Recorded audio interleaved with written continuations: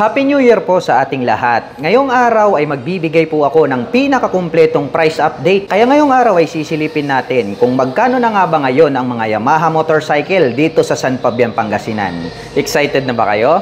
Tara!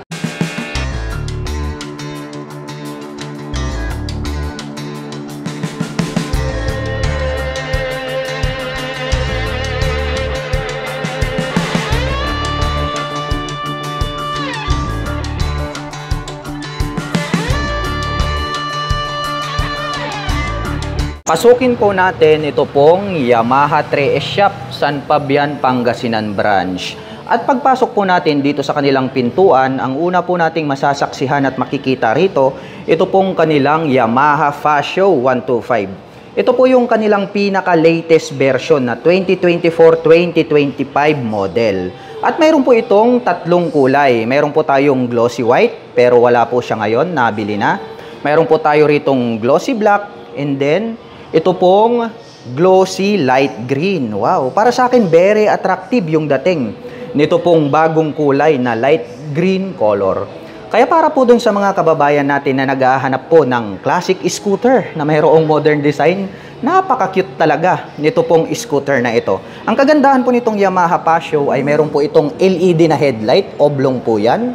Oblong din po ito pong kanyang mga turn signals. Located po siya dyan sa gitna, kaya more visible po siya kapag kayo po ay kakaliwa at kakanan.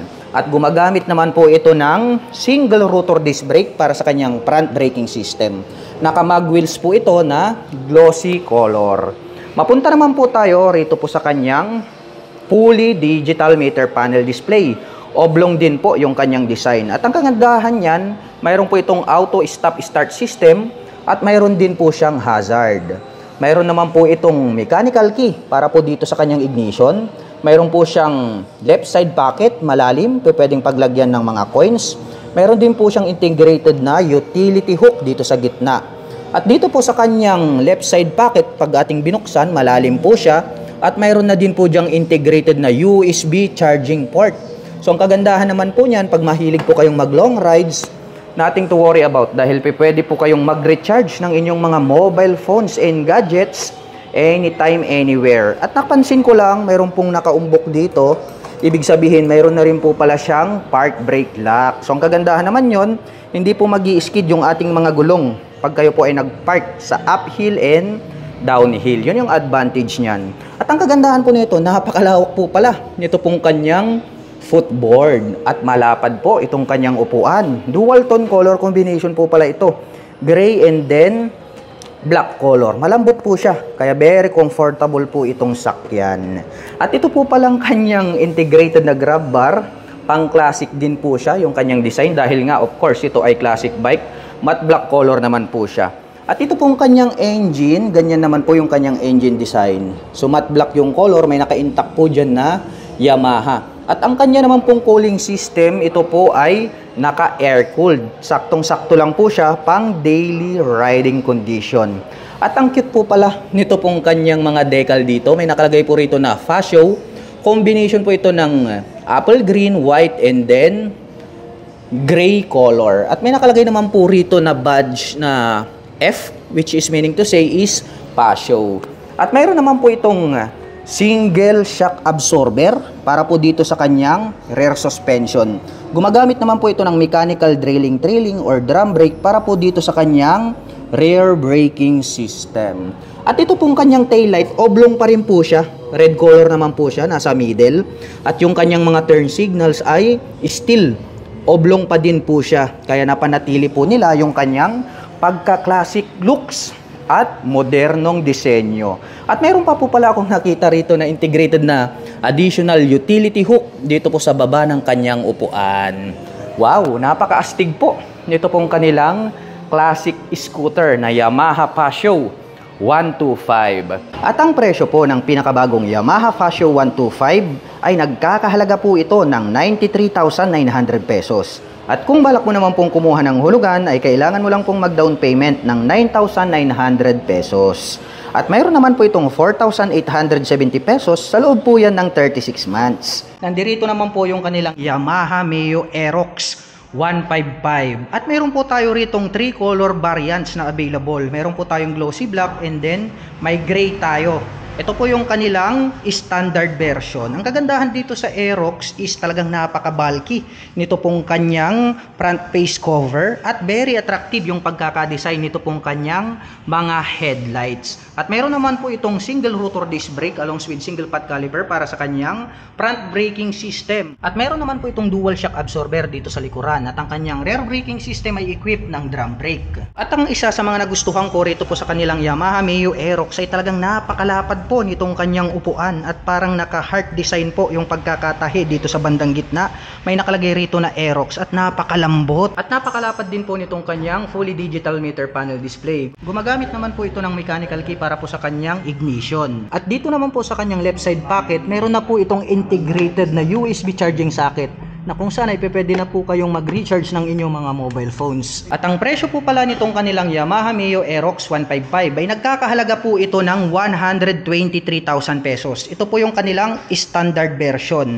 At kung balak mo naman pong kumuha ng hulugan, ay kailangan mo lang pong mag-down payment ng 21,800 pesos.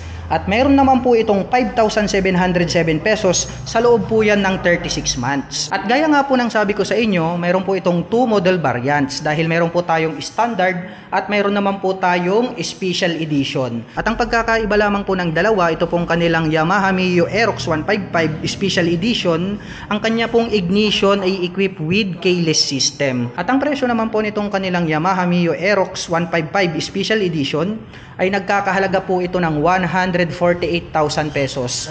At kung balak mo naman pong kumuha ng hulugan, ay kailangan mo lang pong mag-down payment ng 26,800 pesos. At pagdating naman po sa kanyang monthly installment, ito po ay mayroong 6,632 pesos sa loob po yan ng 3 taon. Dito naman po sa kabila mga ka-LM, ito naman po yung kanilang Yamaha NMAX 155. Anyway, this 2024 mga ka-LM ay meron po silang 2 model variants na binebenta dahil meron po tayong NMAX 155 with Y-Connect at meron din naman po tayong without Y-Connect. Kaya kung kayo po ay bibili, pwede po kayong mamili. Kung halimbawa para sa inyo is very useful yung features na Y-Connect, ay meron pa rin po kayong mabibili na NMAX with Y-Connect. At ang kagandahan po nitong kanilang Yamaha NMAX, pagdating sa kanyang braking system, ay equipped po ito ng dual channel ABS.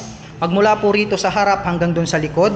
At napaka-forma din po dahil naka-disc brake po rito sa harap at naka-disc brake din po rito sa likod. Naka-dual shock absorber at napakalapad din po nitong kanyang tail light. At included na rin po rito yung kanyang turn signals. Naka-fully digital meter panel display, naka-keyless ang kanyang ignition, meron po siyang right side pocket, pwede po tayong mag-store dito ng mga coins or gloves. Sa kabila naman po ay meron po siya ritong integrated na USB charging socket. At ang presyo po ng kanilang Yamaha NMAX 155 with Y-Connect ay nagkakahalaga po ito ng 155,900 pesos. At kung balak mo naman pong kumuha ng hulugan ay kailangan mo pong mag-down payment ng 26,800 pesos. At pagdating naman po sa kanyang monthly installment, ito po ay mayroong 7,038 pesos sa loob po yan ng 36 months. At ang kagandahan yan mga ka-LM, kapag bumili po kayo ng cash, ito pong kanilang Yamaha NMAX 155 na with Y-Connect, from 155,900 ay magiging 155,000 na lang po siya. May discount pa po kayo na 900 pesos. At dun po sa 155,000 na cash, ay included na rin po doon yung 3 years registration. So wala na pong madadagdag doon. Yun ang kagandahan po kapag dito kayo bumili sa Yamaha 3S Shop, San Fabian, Pangasinan branch. At ang presyo naman po nitong kanilang Yamaha NMAX 155 without Y-Connect ay nagkakahalaga po ito ng 153,900 pesos. So mas mura po ng 2,000 pesos ito pong without Y-Connect. At kung balak mo naman pong kumuha ng hulugan, ay kailangan mo lang pong mag-down payment ng 24,800 pesos.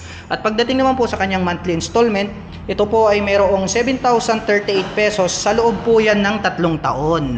At pag nag-cash naman po kayo rito po sa kanilang NMAX na 2024 version, ay may less discount na rin po ito na 900 pesos. From 153,900 ay magiging 153,000 na lang po siya.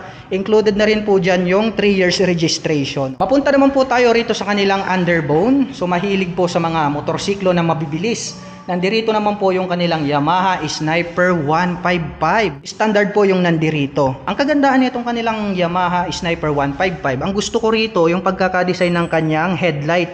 Dahil nandirito po siya mismo sa kanyang handlebar na kung saan kapag ikaw ay liliko sa kanan at kaliwa, ay susunod yung kanyang ilaw. At para sa akin, no, napaka-brusko ng pagkakadesign po nitong kanyang headlight dito sa bandang ibaba.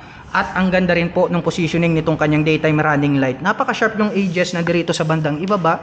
Ito pong kanyang turn signals. At ang kanya naman pong preno dito sa harapan is naka-single rotor disc brake. At dito po sa likuran is naka-disc brake din po siya, kaya talagang napaka-forma ng kanyang dating. At pagdating naman po sa kanyang suspension, ito po ay naka-monoshock absorber. At located po ito, naka-align po siya sa gitna, kaya asahan po natin na nakakapagbigay po yan ng balance na bouncing performance. Yung kanyang mga decals, no, ang ganda rin ng kanyang color combination. Naka-BBA ito, kaya more powerful po siya pagdating sa duluhan. Yung kanya naman pong mga mag wheels is blue color din po siya, which is nakaterno po yan dito po sa kanyang mga pairings. Ang ganda rin po pala nitong kanyang seat cover dito. Mayroong two-tone color combination na gray at black. Mayroon po itong fully digital meter panel display. Naka-mechanical key ang kanyang ignition. At ang presyo po pala nito pong kanilang Yamaha Sniper 155 na standard version ay nagkakahalaga po ito ng 127,900 pesos. At pagdating naman po sa kanyang monthly installment, ito po ay mayroong 6,011 pesos, sa loob po yan ng 36 months. Napakaastig po ng body and design nito pong kanilang Yamaha XSR 155. Mayroon po silang dalawang kulay na available para po dito sa kanilang XSR 155. Mayroon po tayo nitong silver color, at mayroon din po tayo nitong sky blue color. Silipin natin itong kanyang headlight. Napaka-classic ng dating kasi nga bilugan itong kanyang headlight. Mayroon naman po itong inverted telescopic fork. Naka-single rotor disc brake dito sa harapan. At tignan naman po natin itong kanyang fully digital meter panel display na bilog. At naka-naked handlebar. Napakaganda po nito pong kanyang timeless na fuel tank. At ang isa sa mga nagustuhan ko rito, ito pong kanilang mga upuan, pang scrambler type po.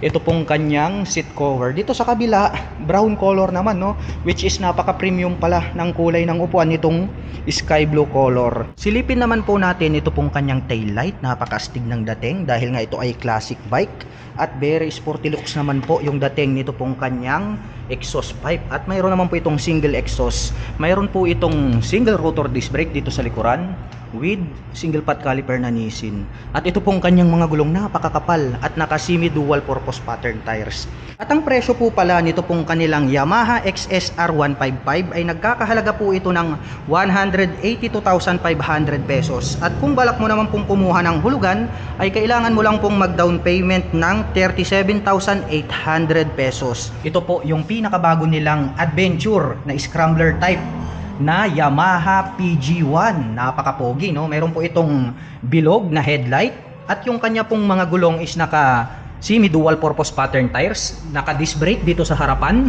nagkaroon ng rubber boots, ito pong kanyang telescopic fork.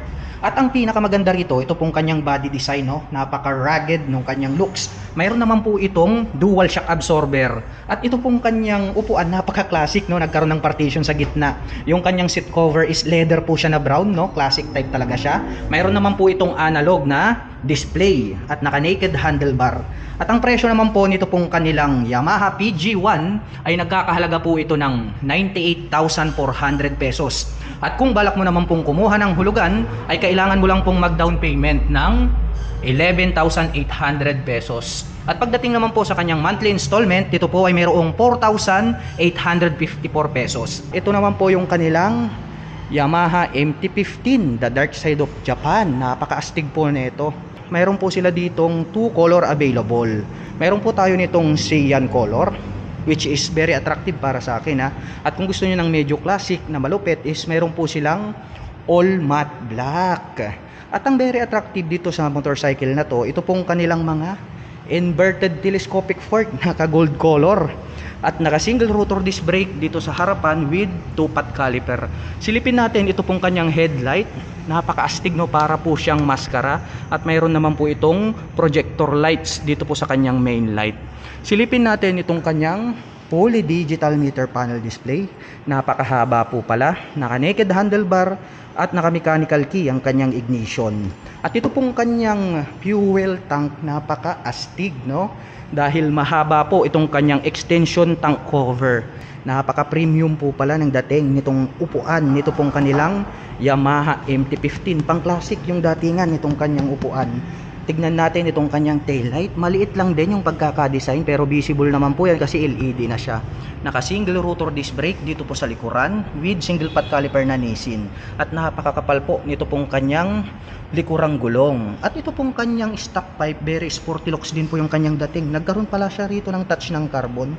Yung tip niya is silver at mayroon naman po itong single exhaust.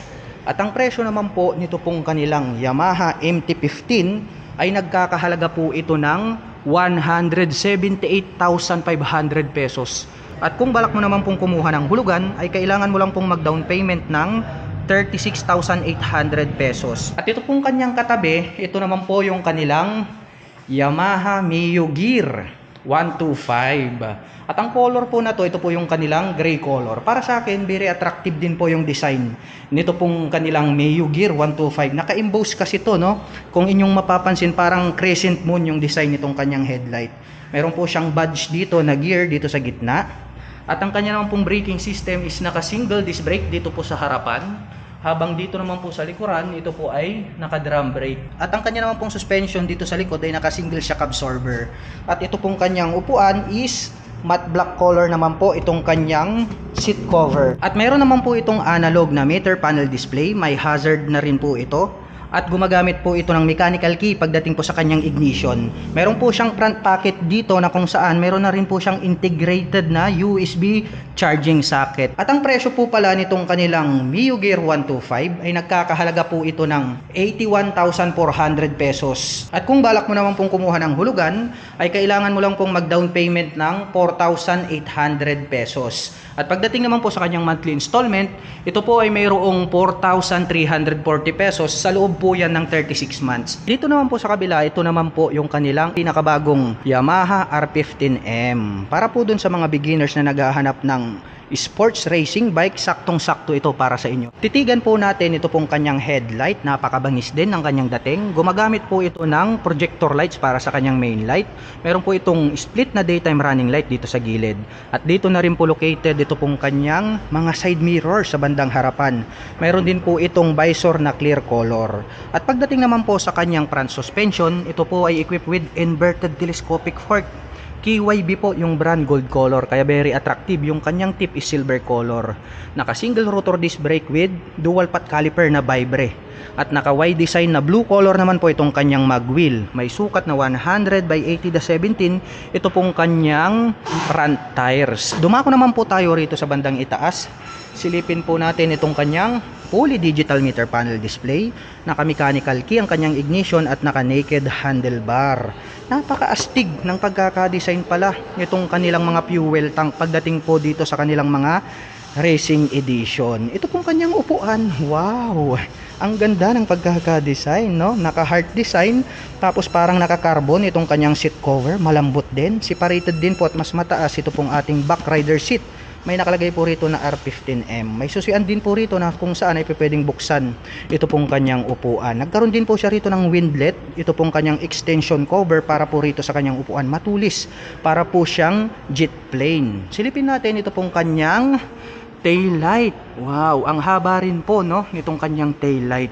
Very visible po yan day or night time. LED na rin po yung kanyang ginagamit dyan po sa kanyang tail light. At meron naman po itong mahahabang mga turn signals na bulb type naman po yung kanyang ginagamit.